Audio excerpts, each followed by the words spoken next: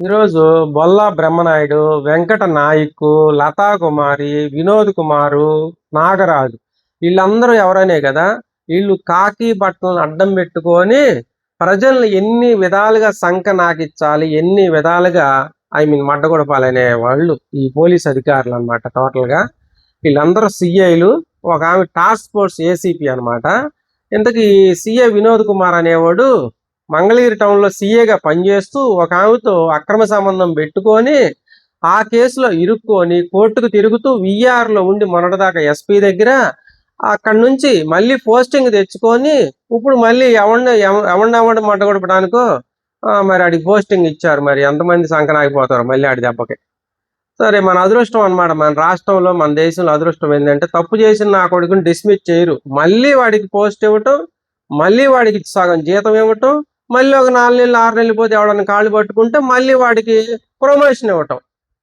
ఈ విధంగా ఉంటే ప్రజలకు ఏమి వీళ్ళు న్యాయం చేస్తారు? సరే, ఈ విషయం పక్కన పెడితే బొల్లా బ్రహ్మనాయుడు అనేవాడు ఒక అమ్మాయి ఒక న్యాయం కోసం వాడి దగ్గరికి వెళ్తే దాంట్లో చిన్న లూఫోలు పట్టుకొని ఆ అమ్మాయి లొంగ తీసుకొని అనీ ట్రాప్లో ఇరుక్కొని వాడు ఇప్పుడు బొక్కలో ఉన్నాడు. ఈ బ్రహ్మనాయుడు టాలెంట్ అది.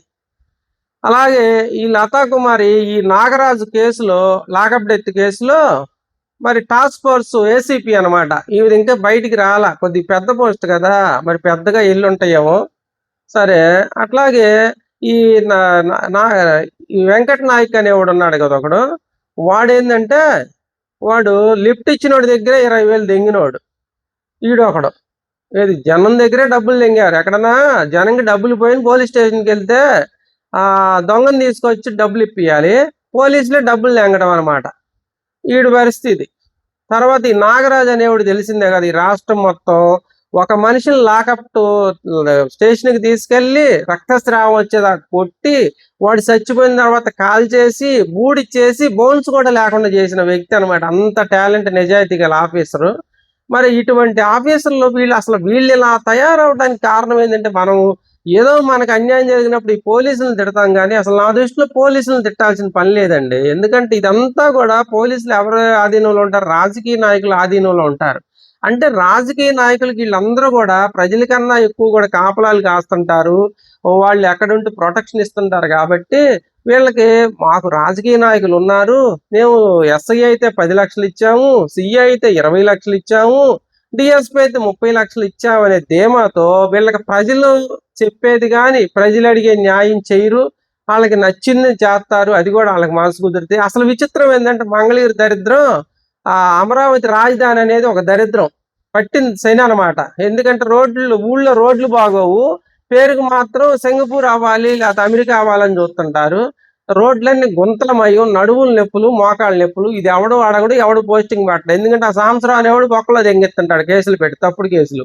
సరే, ఈ విధంగా నేను అనేది కోరేది ఏంటంటే రాకపోగా ప్రజలకు న్యాయం జరగాలంటే కనీసం ఈ రాజకీయ నాయకుడుకులు దొంగ నా కొడుకులని అందరికీ తెలుసు, పోలీసుల్లో తప్పుడు నా కొడుకులు ఉన్నారని చాలా మందికి తెలుసు.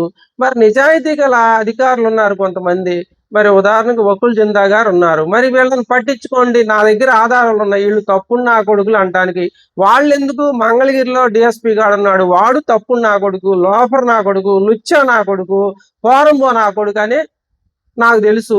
నేను ఆధారాలను చూపిస్తా అంటున్నా. ఒక్క అధికారి కూడా వాడి మీద యాక్షన్ తీసుకోరు. వాడు పోస్టింగ్ లో ఉన్నాడు. అదేమంటే నేను 30 లక్షలు ఇచ్చి నన్ను ఏం బీగుతాడని చెబుతున్నాడు అడిగితే. పైగా నువ్వు ఎందుకు తప్పుడు కేసు కట్టి తీవంటే, నువ్వు ఎస్పీ దగ్గరికి వెళ్ళావు అందుకే కట్టాను తీయని అంటున్నాడు. మరి ఇటువంటి నా కొడుకులకి ఇంక భయం ఎప్పుడు వస్తుందండి? నాకు భయం వస్తుంది. ఇలాగే ఎప్పుడు వస్తుందంటే, వీళ్ళని ఖచ్చితంగా విధుల్లోంచి సస్పెండ్ చేసి మళ్ళీ ఉద్యోగం ఇస్తే రాదు, వీళ్ళని డిస్మిస్ చేయాలి. డిస్మిస్ చేస్తే అంటే ఇక మళ్ళీ జాబ్ రాదు కాబట్టి, వీడు కొనుక్కున్న లక్షలు ఇచ్చి కొనుక్కున్న జాబ్ కూడా పోయిద్ది కాబట్టి అప్పుడు భయం వస్తుంది. ఇప్పుడు నేను ఇదే కామెడీగా చెప్పట్లా, వాళ్ళ మీద కక్షతో చెప్పట్లా. నేనున్నాను, నాది గోల్డ్ ఫీల్డ్. ఉదాహరణ, నేను లైన్లో సరుకు ఇస్తాను, 75 అని ఇస్తాను. వాళ్ళు నన్ను నమ్మి తీసుకుంటారు. ఎందుకు తీసుకుంటారు? నా దగ్గర ఫస్ట్ లో టెస్టింగ్ పెట్టించుకుంటారు. ఇంకా నాకు ఇతను నిజాయితీ గలవాడు, పర్ఫెక్ట్ అని ఇస్తుంటాడు. నాకు కూడా భయం ఉంటది. ఎందుకు? ఎక్కడా కూడా 75 తగ్గకుండా ఇవ్వాలి. ఎప్పుడైనా పొరపాటు టచ్ తేడా వస్తే పొట్టలం లాక్కు తెంగుతారు, లేకపోతే ఊరుగానూరు వెళ్తున్నాం గుద్దబాలు కొడతారు స్తంభాలు కట్టేసి అనే భయం ఉంటది. పొట్ట మీద కొట్టుకున్నట్టే కదా వ్యాపారం పోతే. ఆ విధంగా నేను చెప్తున్నా ఉదాహరణ. మరి వీళ్ళకి ఆ భయం రావాలంటే ఏం చేయాలి? వీళ్ళ పొట్ట మీద కొట్టాలి. కొడితే వస్తది అని నాకు అర్థమైంది. మరి మీకేం అర్థమైందో కామెంట్ చేయండి. ఇప్పటికైనా పై ఆఫీసర్లు మరి వకుల్ జిందా లాంటి వారు, ఐజీ లాంటి వారు, మరి మన గురువుగారు నారా చంద్రబాబు నాయుడు గారు లాంటి వాళ్ళు కలగజేసుకుంటే తప్ప ఈ పోలీస్ వ్యవస్థలో ప్రక్షాళన రాదు, రాదు, రాదు అని నాకు అర్థమైంది. మీకేం అర్థమైందో కామెంట్ చేయండి. అట్లా వీడియో నచ్చి లైక్ చేయండి, షేర్ చేయండి. సరే థ్యాంక్ యూ. మీకు బాధ మంగళ